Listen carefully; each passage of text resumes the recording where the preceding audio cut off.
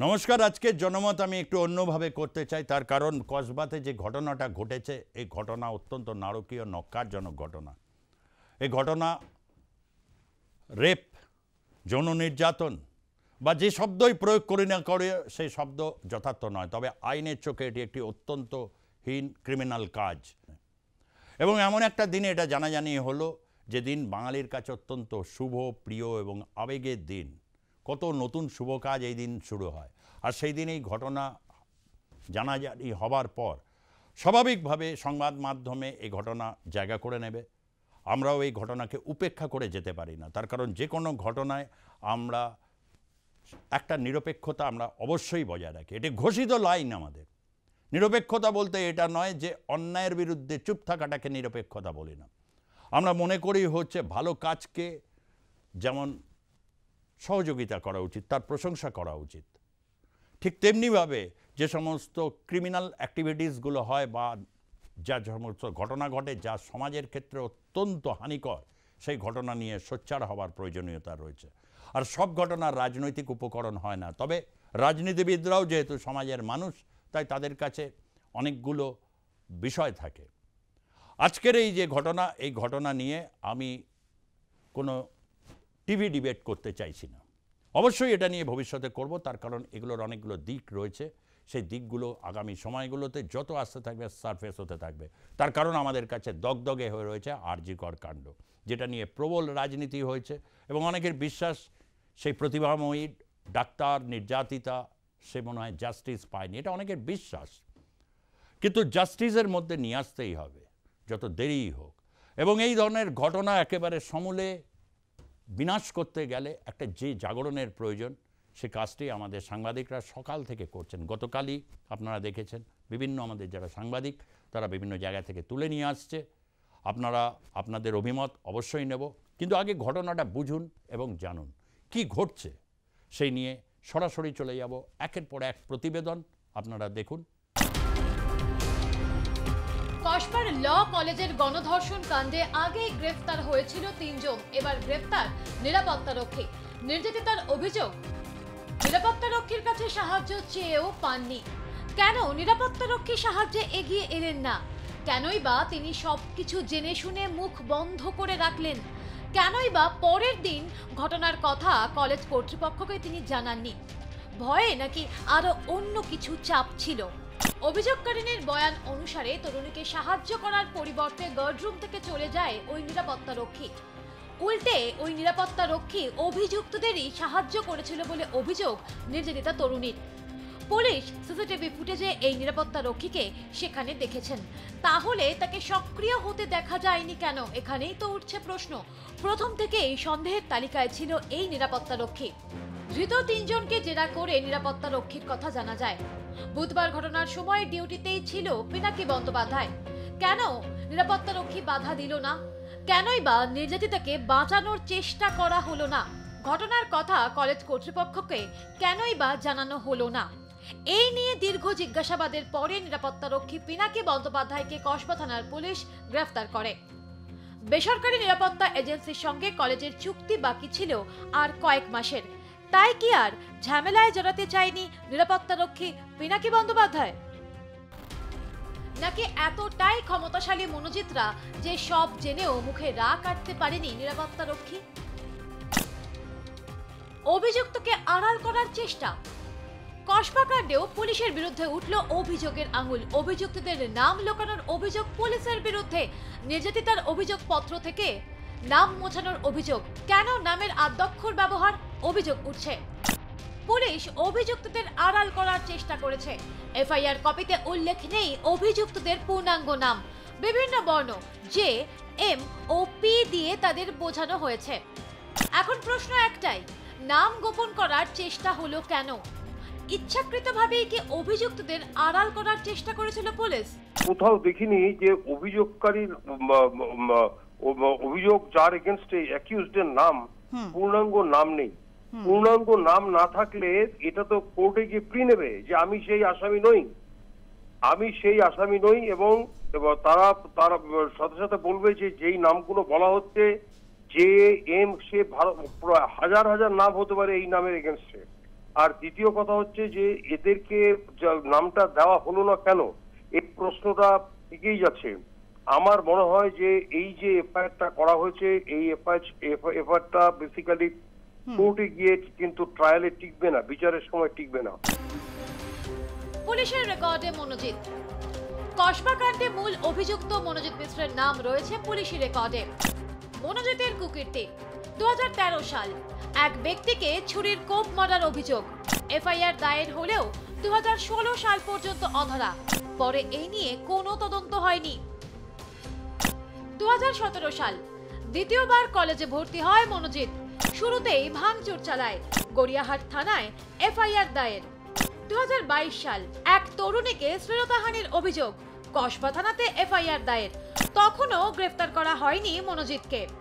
একাধিক জিডি রয়েছে মনোজিতের বিরুদ্ধে। র্যাগিং এবং তোলাবাজির হুমকির অভিযোগও রয়েছে। 25শে জুন ঘটনার দিন কলেজের ভিতরে প্রায় 7 ঘন্টার সিসিটিভি ফুটেজ সংগ্রহ করেছে লালবাজারের সাইবার সেল। ঘটনা ঘটার আগে এবং ঘটনা ঘটার পরের মুহূর্তের ফুটেজ রয়েছে এই 7 ঘন্টার ফুটেজের মধ্যে, যা নিয়ে তথ্য বিশ্লেষণ করবেন তদন্তকারীরা।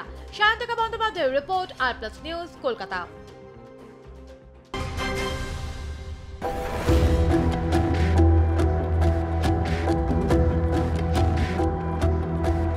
পঁচিশে জুন রাতে কসবা ল কলেজে ঘটে যায় সেই গণধর্ষণের ঘটনা। এরপর রাতে এফআইআর করেন ওই নির্যাতিতা তার বাবাকে সঙ্গে নিয়ে। নির্যাতিতার বয়ান অনুযায়ী এবং পুলিশের তদন্তে যা উঠে আসছে, ঘটনার দিন ইউনিয়ন রুম থেকে টেনে হিজড়ে গার্ডের রুম অর্থাৎ নিরাপত্তারক্ষীর রুমে নিয়ে যাওয়া হয়। ভেতরে নিরাপত্তারক্ষী ছিলেন, তাকে বাইরে বের করে দেওয়া হয়। এরপর তালা চাবি দিয়ে দেওয়া হয় এবং তারপর ওই গার্ডের রুমের ভেতরে চলে পাশবিক অত্যাচার। রাত 10:50 নাগাদ মেয়েটি কলেজ থেকে বেরোয়। তাকে ভয় দেখানো হয় এবং ওই প্রভাবশালী ছাত্র নেতা ভয় দেখিয়েছিলেন যে যদি কাউকে কিছু তিনি বলেন বা কোনো অভিযোগ করতে যান তাহলে কিন্তু তার নগ্ন ভিডিও তাদের কাছে রয়েছে, তারা সেটা ভাইরাল করে দেবে। কিন্তু এরপরও ন্যায় বিচার চেয়ে থানায় সামিল হয় মেয়েটি। ভারতীয় ন্যায় সংহিতা অনুযায়ী, ন্যায় সংহিতার ধারা অনুযায়ী বিএনএস 70 ক্লজকে সামনে রেখে অর্থাৎ গণধর্ষণের ঘটনাকে সামনে রেখে তদন্ত শুরু করেছে কসবা থানার পুলিশ। ইতিমধ্যেই তদন্তে নেমে 4 জনকে গ্রেপ্তার করা হয়েছে এবং সেই সঙ্গে নিরাপত্তারক্ষীকেও গ্রেপ্তার করা হয়েছে। কারণ তিনি যখন জানলেন ভেতরে এই ধরনের পাশবিক অত্যাচার বা ধর্ষণের মতো ঘটনা ঘটছে, কাউকে তিনি জানাননি। কলেজ কর্তৃপক্ষ বা প্রিন্সিপালের দৃষ্টি আকর্ষণ করেননি নিরাপত্তারক্ষী। সে কারণে তাকেও জিজ্ঞাসাবাদ করার পর গ্রেপ্তার করা হয়েছে এবং ইতিমধ্যেই অভিযুক্ত সহ তার সহযোগীদেরকে গ্রেপ্তার করা হয়েছে এবং তদন্ত প্রক্রিয়াকে ত্বরান্বিত করা হচ্ছে। প্রয়োজনে কসবা ল কলেজের ঘটনা ঠিক সেদিন কিভাবে ঘটিয়েছিলেন ওই অভিযুক্ত এবং তার সহযোগীরা, তার রিকনস্ট্রাকশনটাও অর্থাৎ নাট্যরূপ নির্মাণও করা হতে পারে। আগামী 24 ঘন্টার মধ্যে স্পটে গিয়ে সেই নাট্যরূপ নির্মাণ করতে পারে কলকাতা পুলিশের উচ্চপদস্থ আধিকারিকরা। আর সে কারণে তারা প্রস্তুতি নিয়েছেন যত দ্রুত সম্ভব এই ঘটনায় প্রকৃত তদন্ত করে প্রকৃত দোষীদেরকে শাস্তি দেওয়া যায়। সব মিলিয়ে কসবা কাণ্ডের রহস্য আরও ঘনীভূত হচ্ছে।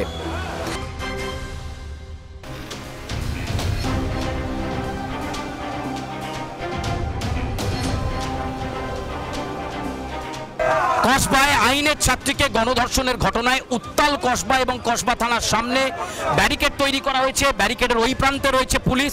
মাঝে মধ্যেই বিভিন্ন রাজনৈতিক দল তারা বিক্ষোভ করছেন এবং বিচার বিভাগীয় তদন্তের দাবি করা হচ্ছে এই ঘটনায়। গোটা ঘটনাতে বিচার বিভাগীয় তদন্তের দাবি জানানো হচ্ছে। কংগ্রেস ছাত্র পরিষদ রাস্তায় বসে পড়েছে। কসবায় অবরোধ, একেবারে কসবা ল কলেজের সামনে বিক্ষোভ, বড় রাস্তার মুখে তারা বসে পড়লো এবং এই মুহূর্তে আমরা কথা বলবো নেতৃত্ব যারা রয়েছেন তাদের সঙ্গে।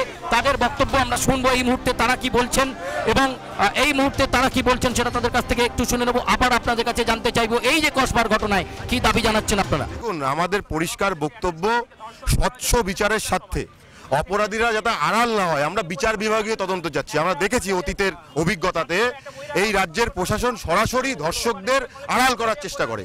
সেই জন্য আমরা বলছি বিচার বিভাগীয় তদন্ত হোক। তাহলে এই ঘটনার পিছনে আমরা বলছি এই কলেজের প্রিন্সিপালকে যাতে জিজ্ঞাসাবাদ করা হয় পুলিশের তরফ থেকে, বিচার বিভাগীয় তদন্ত করা হোক, ম্যাজিস্ট্রেটের তত্ত্বাবধানে তদন্ত করা হোক, তাহলে আসল ঘটনা বেরিয়ে আসবে। একেবারে আমরা শুনছিলাম তাদের বক্তব্য। কংগ্রেস ছাত্র পরিষদ এই মুহূর্তে থানার সামনে বসে পড়েছে। তারা থানায় ডেপুটেশন দিতে এসেছিলেন, কিন্তু থানায় এই মুহূর্তে ডেপুটেশন দেওয়া যাবে না, পুলিশ ব্যারিকেড করে রেখেছে। এবং ব্যারিকেডের ছবিটা আমরা এই মুহূর্তে এখানে দেখতে পাচ্ছি। তুমুল উত্তেজনা, পরিস্থিতি একেবারে তুঙ্গে রয়েছে বলা যেতে পারে, এবং তারই মাঝে তারা বিক্ষোভ চালিয়ে যাচ্ছেন। ফলে সব মিলিয়ে যত দিন গড়াচ্ছে ততই কিন্তু কসবা নিয়ে, গণধর্ষণ এই কাণ্ড নিয়ে ক্ষোভ চরমে। ইতিমধ্যেই বেশ কয়েকজনকে গ্রেপ্তার করা হয়েছে এবং পুলিশ তদন্ত প্রক্রিয়া চালাচ্ছে এবং ঘটনার পুনর্নির্মাণের জন্য প্রস্তুতি নিচ্ছে পুলিশ। ঠিক সেই সময় বিভিন্ন রাজনৈতিক দল তারা এই গণধর্ষণ কাণ্ডে বিচার বিভাগীয় তদন্তের দাবি জানাচ্ছে। নিঃসন্দেহে অন্যায় করা হয়েছে, কারা করেছে, যে করেছে তাদের ইমিডিয়েটলি অ্যারেস্ট করা উচিত। বারবার আমি এক কথাই বলছি যে এই সমস্ত ক্রিমিনালিটি, রেপ, মলেস্টেশন এটা কারা করে? কিছু পুরুষ করে।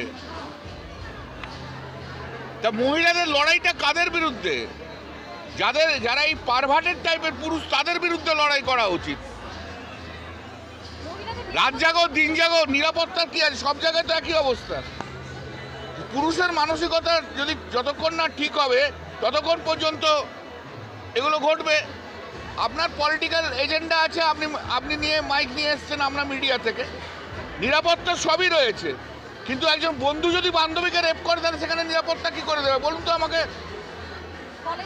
কলেজের ভেতরে যদি করে সেখানে পুলিশ থাকবে? কলেজে আরে ভাই, শিক্ষা প্রতিষ্ঠানে কি পুলিশ থাকবে? আপনি বলুন না।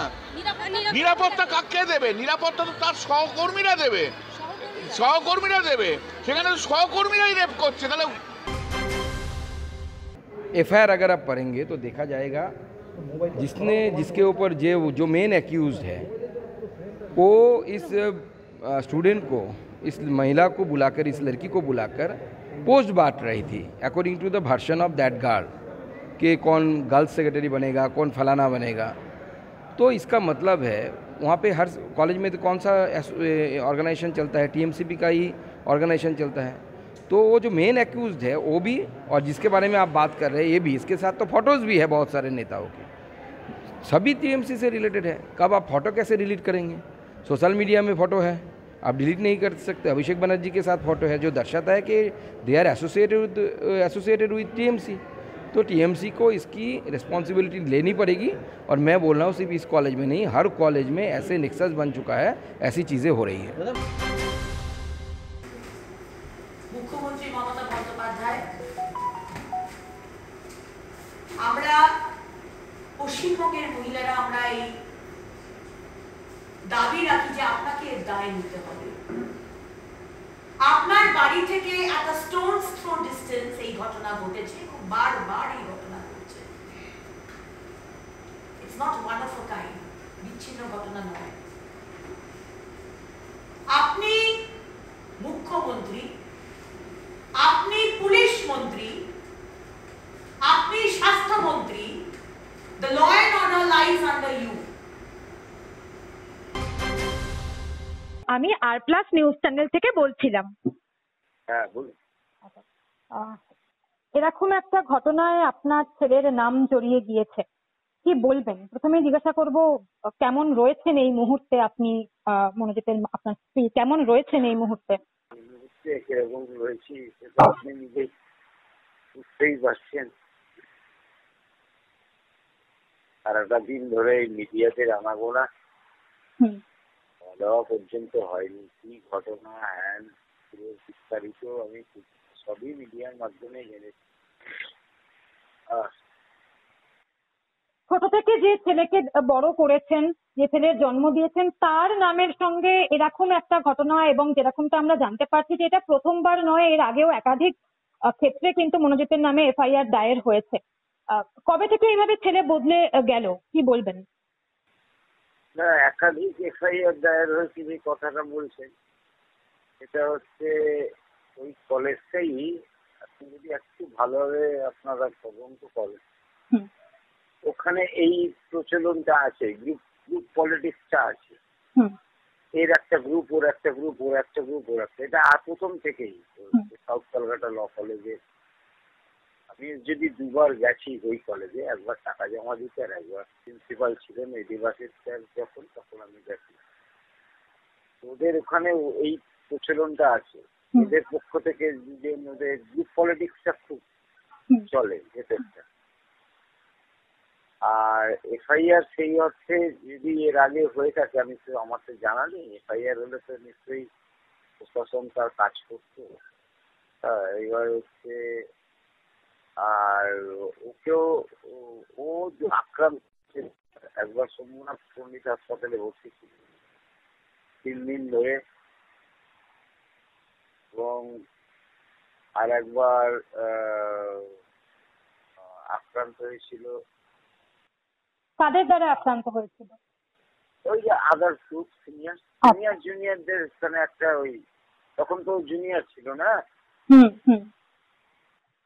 একটা বিষয় যে মনোজিৎ পাস আউট হয়ে যাওয়ার পরেও কলেজে যথেষ্ট আনাগোনা ছিল, কলেজে যথেষ্ট প্রভাব ছিল বলে একটা অভিযোগ, এবং জুনিয়রদেরকে পদ পাইয়ে দেওয়া, এবং যেরকমটা এই ক্ষেত্রে অভিযোগ উঠেছে, মেয়েটিকে বলেছে যে ইউনিয়নে জিএস করে দেবো, এবং পাস আউট হয়ে যাওয়ার পরেও কলেজে একটা এই প্রভাব থেকে যাওয়া, কি বলবেন? পাস আউট হয়ে যাওয়ার পর প্রথম কথা, পাস আউট তো হয়ে গেছে ও 2022-এ। এইবার পাস আউট হয়ে যাওয়ার পরে ও তো প্র্যাকটিস করতো আলিপুর কোর্টে।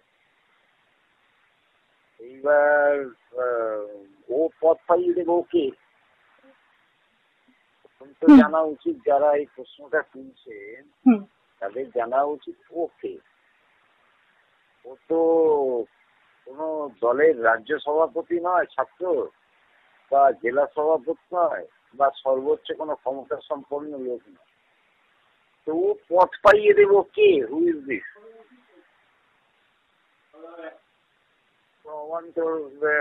যারা বলছেন ও পথ পাইয়ে দেবে, ও কে পথ পাইয়ে দেবে? ও নিজের কি পথ? কোনোভাবে কি মনোজিৎকে ফাঁসানো হচ্ছে বলে এটা বাবা হিসেবে আপনার মনে হচ্ছে? দেখুন, আমার ভারতের সংবিধান এবং প্রশাসনের ওপর, প্রশাসন তদন্ত করছে, তারপর পূর্ণ আস্থা সত্যের জয় হয়, এটাই আমি জানি। ঘটনার দিন মনোজিৎ কি রাত্রেবেলা বাড়ি ফিরেছিল? আপনারা একসঙ্গেই তো থাকতেন? না, একসঙ্গে থাকতাম না, আমার ছোট ঘর, আপনি এলে দেখতে পাবেন, আমরা একদম গ্রাউন্ড ফ্লোর। মনোজিৎ কোথায় থাকতো? মনোজিৎ থাকতো, মনোজিতের আলাদা পার্সোনাল আলাদা যে ঘর ছিল। সেটা কোথায়? সেটা কোথায়? ওই পেন গেস্ট টাইপের হয় না, ওই সেটা কোথায়? সেই পেন গেস্ট হিসেবে কোথায় থাকতো? সেটা আমি ঠিক জিজ্ঞেস করি, কেন আমার সাথে খুব একটা কথাবার্তা হতো না। কবে থেকে আলাদা থাকতো মনোজিৎ? সেদিন থেকে প্র্যাকটিস করছে। আপনাদের সাথে যোগাযোগ ছিল? মাকে ফোন করতো? না, মা তো অসুস্থ, মা হচ্ছে নার্ভেটিক পেশেন্ট, মা অসুস্থ, মা দীর্ঘদিনই অসুস্থ। আর আমার মাও অসুস্থ ছিলেন, এই যেহেতু এই ঘরে মাকে আমি দেখভাল করতাম, থাকতাম। আর মা মারা গেছেন গত বছর 24-এ। আপনাদের সাথে মনোজিৎ যোগাযোগ করতো? যোগাযোগ বলতে কি, যেহেতু আমাদের অ্যাড্রেসটা তো একই, ওই অ্যাড্রেসে বিভিন্ন ওই কাগজ, তারপরে ওই ব্যাংকের বই, এটিএম কার্ড, এগুলো তো চেঞ্জ হয় না 2 বছর 3 বছর অন্তর অন্তর। ড্রাইভিং লাইসেন্স, এই ওর কিছু চিঠি, হ্যাঁ, এইগুলো যখন আসতো তো নিতে আসতো। এই মুহূর্তে আপনার ছেলে পুলিশ হেফাজতে রয়েছে, দেখা করতে যাবেন ছেলের সঙ্গে? লয়ার সঙ্গে কথা বলবেন? আমি প্রথম দিনই, আমি কালকেও যাইনি। না, আমরা পোর্টাল নই, আমরা নিউজ চ্যানেল। হ্যাঁ, ইলেকট্রনিক্সে এসছে, আর এও এসছে, প্রিন্ট মিডিয়াও এসছে। সবাই বলেছে আপনি কি যাবেন? না, আমি যাব না, আমার পশ্চিমবঙ্গ বিশেষ করে কলকাতা পুলিশের প্রতি আস্থা আছে, তারা তদন্ত করবে, যদি দোষী সাব্যস্ত হয়। ভারতের যে ন্যায় ব্যবস্থা, সেই ন্যায় ব্যবস্থা যা করবে সেটাই চিররাজ্য। অতএব এখানে আমার কিছু বলার নেই আর যাওয়ার নেই, প্রকৃত সত্যটাই উদ্ঘাটন হবে। দেখলেন এতক্ষণ একটি ভয়াবহ, একটি নারকীয়, অত্যন্ত নিষ্ঠুর একটি ঘটনা, যা আবারও নাড়িয়ে দিয়েছে গোটা শহরকে। বলা যায় গোটা রাজ্যবাসী চিৎকার করছেন। হ্যাঁ, আমি কসবায় যে ঘটনাটি ঘটেছে ল কলেজে, সেই ঘটনাটির কথাটাই বলছি। অনেকেই প্রশ্ন আসতে পারে এর পেছনে রিয়েল স্টোরি তাহলে কী আছে। সবটাই তো জানা যে মেয়েটিকে বুধবার দিন রাতের দিকে, যখন অনেকটা কলেজ টাইম ওভার, অনেক সময় ওভার হয়ে গেল, অনেক সময় টিচারদের কাছ থেকে কেউ একটু এক্সট্রা, অনেক সময় সাজেশনস নেওয়ার থাকে, ডাউট ক্লিয়ারিং বিষয় থাকে, অনেকে থেকে যান, এছাড়াও নানাবিধ কাজে। কিন্তু যে সময়টাকে চিহ্নিত করা হয়েছে, অত্যন্ত এটি একটি কঠিন সময়। কঠিন সময় এই কারণেই বলছি যে একেবারে বর্ষাকাল এসে গেছে এবং সেই সময় রাত 8টার সময় এই ঘটনাটি ঘটছে। প্রথমে ঘটছে হচ্ছে বাথরুমে, তারপর ঠিক সুবিধা হলো না, তারপর হচ্ছে তাকে রীতিমতো গার্ড দিচ্ছে দুজন, এবং হচ্ছে সেই যে নেতা যার বিরুদ্ধে অভিযোগ মিশ্র, সে এই ঘটনাটা ঘটাচ্ছে। সে কে? সে একজন ল পাস আউট, অর্থাৎ গ্র্যাজুয়েট, হয়তো এখন প্র্যাকটিস শুরু করেছে, শোনা যাচ্ছে আলিপুর কোর্টে নাকি টুকটাক প্র্যাকটিসও করে, কিন্তু অস্থায়ী কর্মী। এখানে একটা প্রশ্ন, রাজ্যের স্থায়ী কর্মী নিয়োগ নিয়ে শিক্ষা দপ্তরের এই যে দুর্নীতি হয়েছে, সে দুর্নীতি গোটা ভারত জেনে গেছে। বলা যেতে পারে বিশ্বের অনেক দেশই এটা জানে যে ভারতবর্ষের মধ্যে পশ্চিমবঙ্গ একটি রাজ্য যেখানে শিক্ষা নিয়ে দুর্নীতি হয়েছে, এবং স্বয়ং মন্ত্রী এখনও জেলে। এই ঘটনাটি রাজ্যবাসীর কাছে অত্যন্ত লজ্জার বিষয়। তার কারণ রাজ্যের আগে অনেক সরকার এসেছে, কংগ্রেস সরকার থেকেছে, যুক্তফ্রন্ট সরকার থেকেছে, বামফ্রন্ট থেকেছে, তারপর তৃণমূল কংগ্রেসের মামাটি মানুষের সরকার, কিন্তু কোনো শিক্ষামন্ত্রী এবং তার পুরো সচিব আমলা সহ জেলে যেতে হয়নি। এটা ঘটনায় এটা একটা কালো দাগ হিসাবে থেকে যাবে, যাকে অস্বীকার করা কোনো জায়গা আর নেই। এখনও দোষী সাব্যস্ত হয়নি অনেকেই, তখন ট্রায়ালটা এখনও শুরু হয়নি, কিন্তু যখন ট্রায়াল হবে, নিশ্চয়ই একদিন হবে, দোষী সাব্যস্ত হলে তখন এটাকে পূর্ণ মাত্রায় বলা যাবে যে একদম রাজ্যের ইতিহাসে একটি কলঙ্কজনক অধ্যায় রচিত হয়েছিল। ঠিক তেমনিভাবে ল কলেজে অনেকে আসেন পড়াশোনা করতে। ল একটি গুরুত্বপূর্ণ পেশা হিসাবে চিরকালই স্বীকৃত, এবং সেই কলেজে যিনি পাস আউট, সেই পাস আউট একজন স্টুডেন্ট লিডার মিশ্র, সে এই ঘটনা ঘটালো এবং তারপরে ইউনিয়ন রুমেও যায়। ইউনিয়ন রুমে অবশ্য অনেকগুলো ক্যামেরা এসব থাকে, ফলে ইউনিয়ন রুমে গিয়ে এই কম্মটি করলে এটা থেকে জানাজানি হবার সুযোগ থাকবে। তারপর যায় হচ্ছে নিরাপত্তা রক্ষীদের রুম, যেটাকে গার্ড রুম বলে। গার্ড রুমকে সে কেন বেছে নিয়েছিল? গার্ড রুমে কি কখনো ক্যামেরা থাকে না? ওখানেই তো সবচেয়ে বেশি ক্যামেরা থাকার কথা, নাকি ওখানকার কর্মীরাও অস্থায়ী, যে কারণে হচ্ছে নেতার দাপটের সামনে কুঁকড়ে গেল এবং তারপর সেখানে চলল হচ্ছে শারীরিক যৌন নির্যাতন, এবং ছবি তোলা হলো যাতে এটাকে ভাইরাল করে দেওয়া যায়, অর্থাৎ পুলিশের কাছে গেলে ভাইরাল করে দেবো। এবং অধিকাংশ ক্ষেত্রে আমি দেখতে পাচ্ছি যে রিসেন্ট যে ক্রাইমগুলো বা অতীতে যেগুলো হয়, মেয়েদের উপর ক্রাইমের একটা বড় ঘটনা হচ্ছে, তুমি মুখ খুললে ভাইরাল করব, তোমাকে একদম সামাজিকভাবে বিপর্যস্ত করে দেবো, আর না হলে তোমার পরিবারের কাউকে ক্ষতি করব। এখনো পর্যন্ত যা যা তথ্যগুলো আসছে, সেই তথ্যগুলোকে বিশ্লেষণ করলে এইটাই রিয়েল স্টোরি হিসাবে সামনে আসছে যে রাজ্যে তৃণমূল কংগ্রেস আসার পর শিক্ষাঙ্গনে ভোট হয়নি, অর্থাৎ ছাত্র রাজনীতির মাধ্যমে, অতীতেও দেখা গেছে ছাত্র রাজনীতির মাধ্যমে অনেকে উঠে আসেন।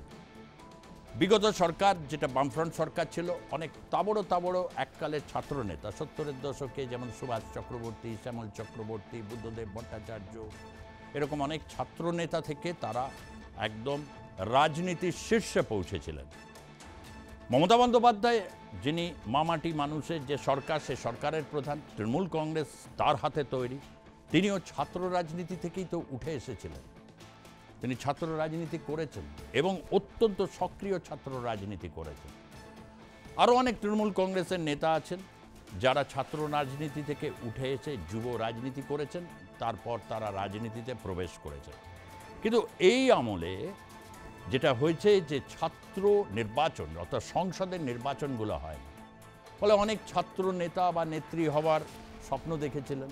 অনেকেই ভেবেছিলেন যে রাজনীতি করব, রাজনীতির মাধ্যমে নিজের প্রতিভা বা দক্ষতাকে দেখাবো, তারপর ছাত্র রাজনীতিতে আসব এবং সেই থেকে মূলধারার রাজনীতিতে প্রবেশ করব।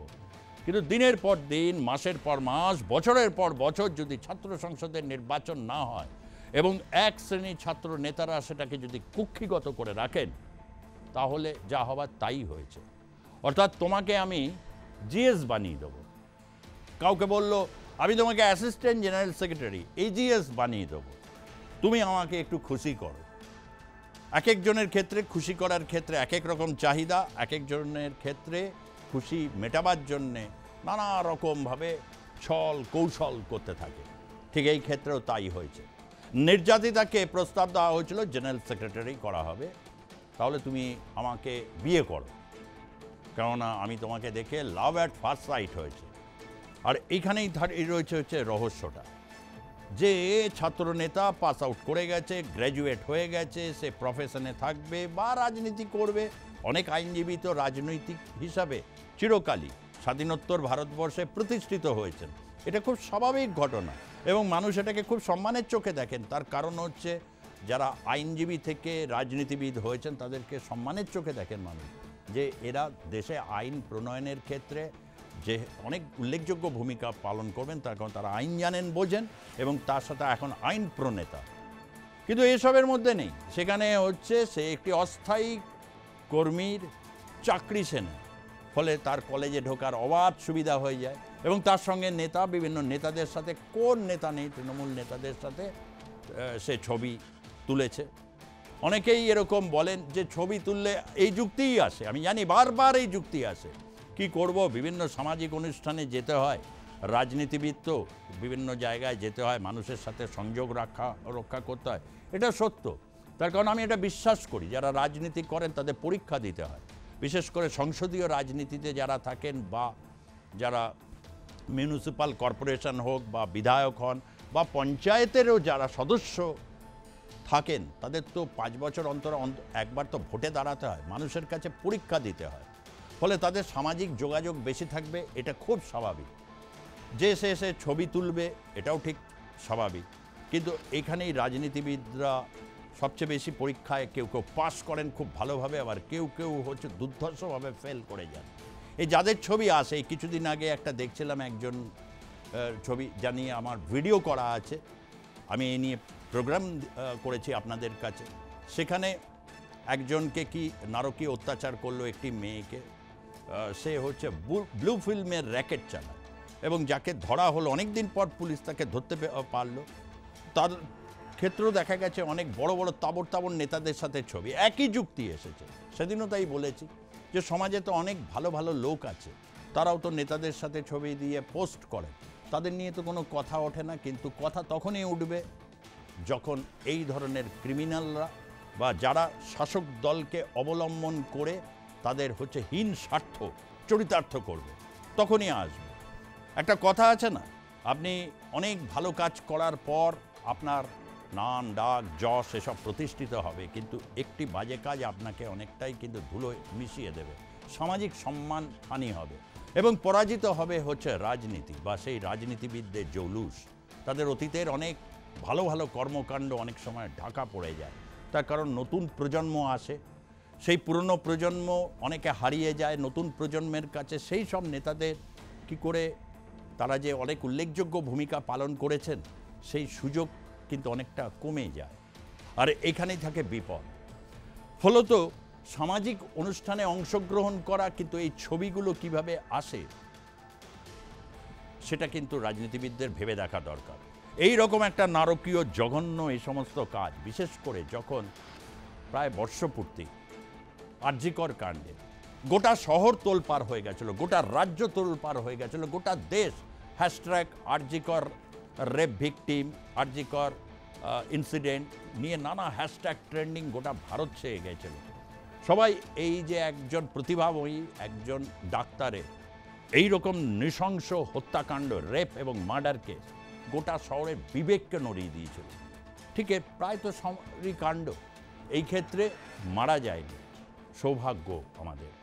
এবং নির্যাতিতা বিবৃতি নিশ্চয়ই আগামী সময়গুলোতে আমরা পেয়ে যাব, সে পেয়ে গেলে আরও ব্যাপারটাকে ক্লিয়ার হবে। কিন্তু যেটুকুনি পাওয়া গেছে তাতে কিন্তু পুলিশের একটা গুরুত্বপূর্ণ ভূমিকা এই ক্ষেত্রে বলতে হয়। এফআইআর হওয়ার সঙ্গে সঙ্গে পুলিশ 3 জনকে পালাতে দেয়নি। হ্যাঁ, একজন মিশ্র, একজন জুবের আহমেদ, আর আরও একজন মুখার্জি বলে একজন আছেন, প্রমিত মুখার্জি, এরা মিলে 2 জন নাকি গার্ড দিয়েছে। মানে হচ্ছে নেতা হচ্ছে কুকর্মে লিপ্ত এবং নেতাকে গার্ড দিচ্ছেন 2 চামচা। এই চামচা পরিবৃত্ত নেতারা একসময় ভেবে পায় না যে এই চামচারা কতটা ক্ষতি করে দিতে পারে। এখন সকলেই নেতারা বলছেন, তৃণমূল কংগ্রেসের যেসব নেতাদের সাথে ছবি আসছেন, এ তৃণমূল কংগ্রেসের কোনো কমিটিতে ছিল না, একটা পুরনো কমিটি নির্বাচনিত হয়নি। ফলে এর নেতা কি করে নেতা বলে তাকে মানা যায়, ফলে তাকে আউট করারও একটা সুযোগ থাকে। ফলে এইখান থেকেই তৈরি হচ্ছে এক বড় রকমের অসঙ্গতি এবং ভয়ঙ্কর ধরনের কিছু ক্রিমিনাল অ্যাক্টিভিজমের একটা সূতিকাগার হয়ে যাচ্ছে। অনেকেই বলেন যে সরকারি স্কুল বা কলেজগুলোতে শিক্ষার মান কমে গেছে। সে অনেক দিন আগে থেকেই কমে গেছে। কারণ একটা আমল ছিল যখন মাস গেলে মাইনে পাই আর টিউশন করে উপরি কামাই, সে এক যুগ ছিল। বাপরে বাপ, কি টিউশন, একেবারে পুরো উপচে পড়ছে ছাত্রছাত্রীদের ভিড়। সেই মাস্টারই ক্লাসে গিয়ে কোনো ক্লাস করাতো না।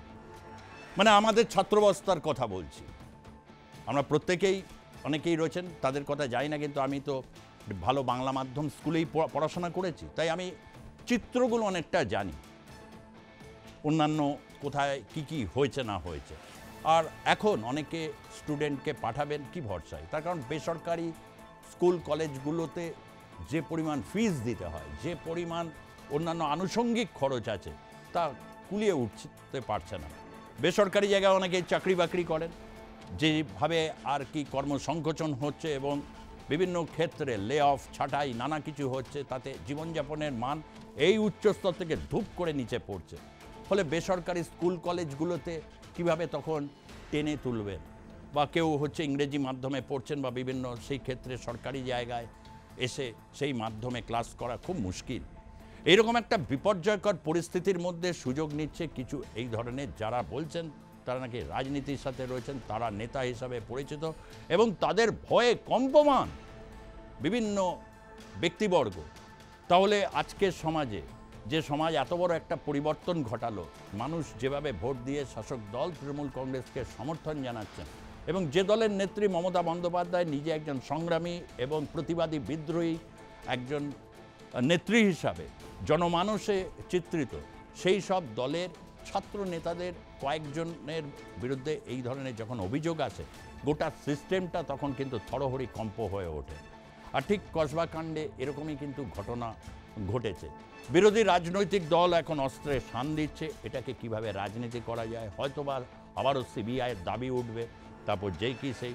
ইতিমধ্যে আমি লকেট চট্টোপাধ্যায়ের বক্তব্য শুনছিলাম, বলছেন সিবিআই দিয়েই কি হবে, তার কারণ প্রমাণ তো আগেই লোপাট হয়ে যায়। কারণ কেননা সিবিআইকে যতই দিক, যার কাছে যে প্রমাণগুলো ছিল সেগুলো তো প্রথমেই কলকাতা পুলিশ পুরো ভ্যানিশ করে দিয়েছে, তো কোনোভাবে কিছু পাবেন না, কারণ ওখানে অনেক প্রভাবশালীরা থাকে। টিএমসিপির নেতা, সে প্রভাবশালী নেতা, সে তো জানে আমার মাথার উপরে সরকার আছে, আমার মাথার উপরে মমতা বন্দ্যোপাধ্যায় আছে, সবই তারা জেনে গেছেন। প্রমাণ লোপাট, পুলিশিংয়ের কাজ, এভরিথিং সমস্ত তারা কমেন্ট করেন এবং কোনো কিছু ঘটনা ঘটার পরে পরে এত দ্রুত কমেন্ট তারা করে যান, সিদ্ধান্তে পৌঁছে যান। তাহলে তো আর বিরোধী রাজনৈতিক আন্দোলন তৈরি হবে না, আন্দোলনের নামে তো ভ্যান্ডালিজম হবে। জানি না এই ক্ষেত্রে কী হবে, কিন্তু এটা একটি ভয়াবহ ঘটনা, এ ব্যাপারে কোনো সন্দেহ নেই। এই ঘটনা শোনার পরেই বিশেষ করে প্রভু জগন্নাথের দিনে এরকম একটা ঘটনা, রথযাত্রা প্রত্যেকের কাছে অত্যন্ত শুভ পবিত্র মুহূর্ত। আগামী সময়ে শারদীয়া আসবে, তার প্রস্তুতি শুরু হয়, বাংলার যে যাত্রাপালা, শিল্প, এগুলোর বায়না শুরু হয়। বেশ একটা সাজো গোজো এবং একটা জমকালো দিন হিসাবে বাংলার মানুষের কাছে এটা একটা পরিচিত। অত্যন্ত পবিত্র দিনে এই ধরনের ঘটনা আসার পর খুব বিপন্ন লাগে, একজন নাগরিক হিসেবে বিপন্ন লাগে, এই সময়ে চলমান একজন ব্যক্তি হিসাবে ভয়ঙ্কর বিপন্ন লাগে। এই বিপন্নতাটাকে টের পাওয়ানোর জন্যে ক্যামেরার সামনে এই যে আয়োজন, এগুলো করে অন্তত কিছুটা বলার প্রক্রিয়া থাকে। আমি বলবো বাংলা মানুষ অত্যন্ত বিবেকবান এবং তাদের সৎ শিক্ষিত হিসাবে চিরকাল দেখতে অভ্যস্ত হয়েছি। এই ধরনের ঘটনাগুলো যখন ঘটে তখন অনেকে প্রতিবাদে গর্জে ওঠে। কিন্তু আমি আবারও বলবো এই কথাটা, তৃণমূল কংগ্রেসের নেতৃত্বের কাছে আবারও আবেদন করব যে 2026-এর আগে যেটুকু সময় আছে অ্যাটলিস্ট কলেজগুলোতে যাতে ছাত্র সংসদের নির্বাচন হয়, দেখবেন অনেক প্রতিভাবান ছেলে মেয়েকে আপনারা পেয়ে যাবেন যারা আগামীর বাংলাকে নেতৃত্ব দেবেন, যারা আগামী সময়টাকে এগিয়ে বাংলা আপনাদের যে কর্মসূচি তাকে এগিয়ে নিয়ে যাবে সত্যি অর্থে। না হলে এই ধরনের দুর্বৃত্ত, ক্রিমিনাল, রেপ দ্বারা অ্যাকিউজ এই সমস্ত মানুষগুলো শিক্ষাঙ্গনের জন্য এরা উপযুক্ত বলতে গিয়ে খুব লজ্জা লাগছে। ভাবছিলাম যে ডেটা যদি কিছু দেওয়া যায় আপনাদের কাছে, তাই ডেটা খোঁজ করতে গিয়ে আমি এক্সান্ডেলে গ্রক, যেটা আর্টিফিশিয়াল ইন্টেলিজেন্স নির্ভর, তার কাছে একটা প্রশ্ন রাখলাম যে rape culture in West Bengal. 3 সেকেন্ডের মধ্যে যে ডেটা আমি পেলাম তা সত্যিকারের খুবই ভয়াবহ। এবং সেখানে অভিযোগ করছেন, যেটা বলা হচ্ছে প্রথমে, data on rape statistics in West Bengal is primarily ড্রন from national crime records bureau অর্থাৎ NCRB। সেখানে এবং বেশ কিছু ক্রেডিবল যে সোর্সগুলো থেকে তারা এটাকে অ্যাকুমুলেট করেছে, but specific figures for recent years are limited or incomplete in some cases due to under reporting or delayed data submission. কিন্তু পুরোপুরি এই ডেটাটা দেওয়া যাচ্ছে না, এই কারণে এটা গ্রক বলছে যে তারা রিলেটেড সোর্স বলছে, NCRB বলছে কেন দেওয়া যাচ্ছে না, বলছে যে আন্ডার রিপোর্টিং। অনেক ক্ষেত্রে এই ধরনের ঘটনাগুলো রিপোর্টই হয় না, গ্রামের দিকে প্রত্যন্ত জায়গায় অনেকে মানুষ বলেন, বা সামাজিক সম্মানে ভয়ে চেপে যান, বা পুলিশও বলে এসব নিয়ে বেশি করবে না, কী হবে, এসব লড়াই লড়তে পারবেন, চেপে যায়। অনেক ক্ষেত্রে ডেটা সাবমিশনের ক্ষেত্রে অত্যাধিক দেরি হওয়া, তাই পূর্ণাঙ্গ রিপোর্ট দিচ্ছে না। তবুও 2016 সাল থেকে যে রিপোর্ট তারা এখানে অ্যাকুমুলেট করেছে, 2016, 2019, 2020, 2021, 2022, আমি নয় 2022-এরটা আসছি, 16-র রিপোর্টটা একটু আপনারা দেখে নেবেন। বিভিন্ন জায়গা থেকে অনেকেই, বিশেষ করে আজকের প্রজন্মের যারা আছে তাদের কাছে এটা বার করে নেওয়া কোনো অসুবিধা নেই। বলছে 31,000 কেসেস রিপোর্ট হয়েছে গোটা দেশের মধ্যে, West Bengal specific, not detailed in the provided sources. গোটা দেশে 31,000 অর্থাৎ এই রেপ হতে রেজিস্টার্ড হয়েছে। পশ্চিমবঙ্গের ক্ষেত্রে 22-এর কোনো রিপোর্ট, কোনো ডেটা সেইভাবে তারা দিতে পারছে না। কিন্তু কলকাতার ক্ষেত্রে প্রায় 15টি এরকম ধর্ষণের ঘটনা ঘটেছে, যেটি বলছে সেকেন্ড লোয়েস্ট এবং 19 মেট্রো সিটিস, অর্থাৎ ভারতবর্ষের যে 19টা মেট্রো সিটির মধ্যে এটা হচ্ছে সর্বনিম্নের মধ্যে দ্বিতীয়। কোয়েম্বাটুরে কোনো ঘটনা ঘটেনি 2022-এ রেপ কেসের মতো কোনো ঘটনা। তাহলে কি দাঁড়াচ্ছে? এবং তার জায়গায় বলছে West Bengal consistently ranks high in crimes against women. শুনতে ভালো লাগছে যে রাজ্যের মুখ্যমন্ত্রী একজন মহিলা এবং যিনি প্রসিদ্ধ, বাংলার বিভিন্ন প্রজন্মের কাছে তিনি অত্যন্ত সুপরিচিত তার প্রতিবাদী কণ্ঠস্বরের জন্য, এবং তিনি রাজ্যকে এগিয়ে নিয়ে যাওয়ার জন্য অনেক কাজ করেন। বিভিন্ন সময় তার বিরক্তি ধরা পড়ে, তার কারণ লাইভ টেলিকাস্ট চলে, এক ধরনের স্বচ্ছতা তিনি বজায় রাখার চেষ্টা করেন। কিন্তু যেহেতু তিনি মুখ্যমন্ত্রী, স্বাভাবিকভাবে বিরোধীদের নিশানায় তিনি থাকবেন। কিন্তু এটা ভাবতে তো খারাপ লাগবে সত্যি যে রাজ্যের মহিলা মুখ্যমন্ত্রী, সেইখানে মহিলাদের উপর এই ধরনের ঘটনা, যারা তাকে সমর্থন করেন সবচেয়ে বেশি দুঃখ এবং কষ্ট তারা পাবেন, এ ব্যাপারে কোনো সন্দেহ নেই। এবং দ্বিতীয় যে বিষয়টা আসছে যে ডোমেস্টিক ভায়োলেন্স এবং human trafficking with rape being a significant component, অর্থাৎ এটা গুরুত্বপূর্ণ একটা বৈশিষ্ট্য হয়ে দাঁড়াচ্ছে। শুধু রেপ নয়, যে গার্হস্থ্য হিংসা এবং তার সাথে হিউম্যান ট্রাফিকিং অর্থাৎ পাচার করে দেওয়া। এই পাচার নিয়ে আমি বহুবার বলেছি, রাজ্যের 5টা জেলা অত্যন্ত দুর্বল হয়ে রয়েছে। কন্যাশ্রী করার পরেও, বিয়ের ক্ষেত্রে রূপশ্রীর মতো ওরকম একটা যুগান্তকারী প্রকল্প আনার পরও কিন্তু হিউম্যান ট্রাফিকিং হচ্ছে, অর্থাৎ পাওয়ারফুল লবি কিন্তু এক্ষেত্রেও অত্যন্ত সজাগ। এই যেমন একজন পাওয়ারফুলকে দেখা গেল যে সে পাস করার সাথে সাথে অস্থায়ী কর্মী, স্থায়ী কর্মীর ক্ষেত্রে এই অবস্থা। এরাই অস্থায়ী কর্মীর চাকরিটা পায়। কেন পায়? আবারও বলছি, কেন পায়, কিভাবে পায়? ওখানে দাঁড়িয়ে দাঁড়িয়ে হুক করার জন্যে, অর্থাৎ ওখানে দাঁড়িয়ে দাঁড়িয়ে কোন মহিলাকে সে গার্লফ্রেন্ড করবে, কাকে বিয়ের প্রস্তাব দেবে এবং সে রাজি হবে না, তারপর ছবি তুলে এই ধরনের যৌন যে হিংসা এবং হচ্ছে যে ধর্ষণের মতো ঘটনা বা চরম শ্লীলতাহানির মতো ঘটনাকে সে ভিডিওবন্দি করে তারপর হচ্ছে লোকসমাজকে চড়িয়ে দেবে। আধুনিক ক্রাইমের এটা হচ্ছে সবচেয়ে বিপজ্জনক দিক। আমি বারবার সেই জন্যে প্রতি ভিডিওতে বলি আপনারা সতর্ক থাকবে। দেখুন, সতর্কতার নানা রকম দিক থাকে। সতর্ক হচ্ছে যাচাই করে নেওয়া। হ্যাঁ, নিঃসন্দেহে কলেজে তো যেতেই হবে, কিন্তু কলেজগুলো কিভাবে এই ধরনের ক্রিমিনাল মুক্ত পরিবেশে থাকবে সেটার দায়িত্ব কার? নিঃসন্দেহে সেই শাসক রাজনৈতিক দলের প্রধান দায়িত্ব।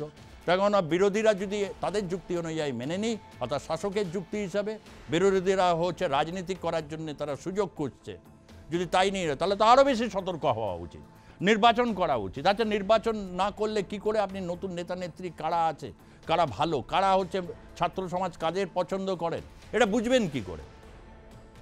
এই প্রশ্ন মধ্যে কিন্তু লুকিয়ে রয়েছে, এই প্রশ্ন বহু মানুষের রয়েছে। আচ্ছা, এই প্রশ্ন তুলে ধরা খুব সঙ্গত বলে মনে করছি এবং আপনাদের কাছে একটু স্মরণ করে দিতে চাই 2013 সালে কামদুনির ঘটনা। কামদুনির ঘটনা নিয়ে তোলপাড় হয়েছিল রাজ্য রাজনীতি। একটি ছাত্রী সে যখন ফিরছিল একটু নির্জন জায়গা, কামদুনিতে আমি গিয়েছিলাম, নির্জন জায়গা, সেই নির্জন জায়গায় 7-8 জন হচ্ছে দামড়া টাইপের পাষণ্ড যেগুলো হয়, তারা টার্গেট করে রেখেছিল এবং খুব নিষ্ঠুরভাবে নৃশংস কায়দায় রেপ করে তাকে মেরে দিয়েছিল। এবং সেই ঘটনায় কামদুনি বহু মানুষের মধ্যে একটা প্রশ্ন রয়েছে, ঠিকমতো তারা হয়তো জাস্টিস পাননি, কিন্তু বিচার বিভাগ এই বিষয়ে দেখছে, তদন্ত হয়েছে। সুতরাং এই নিয়ে ডিটেলে যাব না, কিন্তু এই ঘটনা গভীর রেখাপাত করেছিল। 2014 সালে বীরভূমেও এরকম ঘটনা, গ্যাংরেপের ঘটনা, এটাও তারা গ্রক্স বলছে, এটাও রাজ্য রাজনীতিকে তোলপাড় করেছিল। আর অতি সাম্প্রতিক আরজিকর কেসের ঘটনা, যা অনেকের কাছে মেনে নিতে পারেননি, যদিও এটা নিয়ে সিআইডি না সিবিআই বহু টানাপোড়েন হয়েছে। কেউ কেউ মনে করছেন যে এটা ঠিকমতো জাস্টিস হয়নি, কিন্তু সে ব্যাপারেও কিছু বলার নেই। তার কারণ একজন যে গ্রেপ্তার হয়েছিল তার ফাঁসির দাবি উঠেছিল, কিন্তু তাকে আদালত যাবজ্জীবন কারাদণ্ড দিয়েছে। অনেকে মনে করেন এর পেছনে অনেক মাথা আছে, নানা রকম যুক্তি এসেছে। মাথা অনেক ক্ষেত্রে যদি বা থাকে সেটা প্রমাণ করতে হবে। প্রমাণ ছাড়া কখনো আইনের শাসন প্রতিষ্ঠা করা যায় না, প্রমাণ ছাড়া কখনো কোনো কিছু কাউকে এরকম দেগে দেওয়া যায় না। এই যে দেগে দেওয়ার সংস্কৃতি প্রতিবেশী দেশটায় দেখছি না, দেগে দেওয়ার সংস্কৃতি, দেগে দাও, সঙ্গে সঙ্গে মব এসে ঝাঁপিয়ে পড়ছে। কিন্তু বাংলার ক্ষেত্রে মব জাস্টিস নেই, এটা নিঃসন্দেহে একটা ভালো দিক। কিন্তু গভীরে যে ক্ষয়ে যাচ্ছে সমাজটা, ভেতরটা যে খুব ক্ষয়ে যাচ্ছে, যাকে প্রচুর প্রলেপ রং চং দিয়েও কিন্তু আটকে রাখা যাচ্ছে না, এটা নিঃসন্দেহে বলতেই হবে। এবং এই বলাটার মধ্যে দিয়ে আমি আবারও বলছি যে এই ঘটনা রাজ্য রাজনীতিতে প্রভাব ফেলছে এবং ছাত্র রাজনীতির এই করুণ দশা দেখে অনেকে চিৎকার করবেন যে কত বড় নেতা। বড় বড় নেতারা কি বলবেন, বা এটা শুনে অনেকেই হয়তো এপিসোডটা শুনলে অনেকেই বলবেন কি বলছেন বাংলার ছাত্র নেতার, তারা কি এরকম না, তারা কানে কানে বলে দেয় যা গিয়ে সব কর, বলে না। উজ্জ্বল সময় স্রোতে যারা যেতে পারেন সেই ছাত্র সমাজ, তারা আজকে হচ্ছে খুঁজে বেড়াচ্ছেন, অস্থায়ী কর্মীর চাকরি নিচ্ছেন যাতে ওখানে এই সমস্ত করা যায়। তারপর গার্ড রুমে, গার্ডও কি অস্থায়ী, যে সে দাঁড়িয়ে বলতে পারছে না, না ভাই এটা হবে না, তুমি নেতার জায়গায় থাকো গিয়ে, বলতে পারছে না। সবাই যেন একটা কুকড়ে যাচ্ছে, এক অদ্ভুত ভয়। কিসের ভয়? মান সম্মান হারানোর ভয়। আবারও বলছি, এসবকে আমল দেবেন না। প্রত্যেক অভিভাবক থেকে শুরু করে সমাজের প্রত্যেকের কাছে এটা আহ্বান। সংবাদ মাধ্যমের একজন কর্মী হিসাবে এই আহ্বানটা অবশ্যই রাখতে চাই এবং দেখতে চাই যে সকলে এটা নিয়ে প্রতিবাদ করছেন।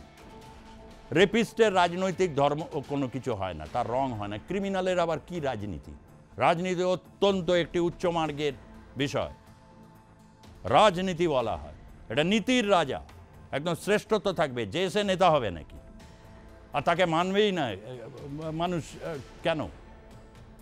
তাই শাসক দলে থাকার সময় অনেক কিছু দায়িত্ব থেকে যায়। আর কতবার বলবো, বলে বলে মানুষ তো ক্লান্ত হয়ে পড়ছেন। সুতরাং এই ঘটনা কোথায় গিয়ে দাঁড়ায় প্রত্যেকটা ঘটনার আমরা ডিটেলিং দেব এবং বারবার বলবো এই রাজ্যের নারীরা কিন্তু নিরাপদ পুরোপুরি নয়। বহু মানুষ হয়তো ভয়ে বাড়ি থেকেই বেরোন না, কতজন আছে সময় অথচ শুনতে এটা ভালো লাগে পশ্চিমবঙ্গ নারীর জন্য নিরাপদ, কলকাতা শহর নিরাপদ। হ্যাঁ, রেকর্ড বলছে কলকাতা নিরাপদ, ঠিক কথাই, কিন্তু বিভিন্ন ফুটপাত বিভিন্ন অঞ্চল আছে কি হয় আমরাও জানি, রিপোর্টিং সব করা যায় না। তাহলে সারাক্ষণ পুলিশের সামনে দেখবেন থানার সামনে বিরাট লাইন পড়ে যাবে। কিন্তু এটার একটা নাগরিক প্রতিরোধ অবশ্যই থাকা উচিত।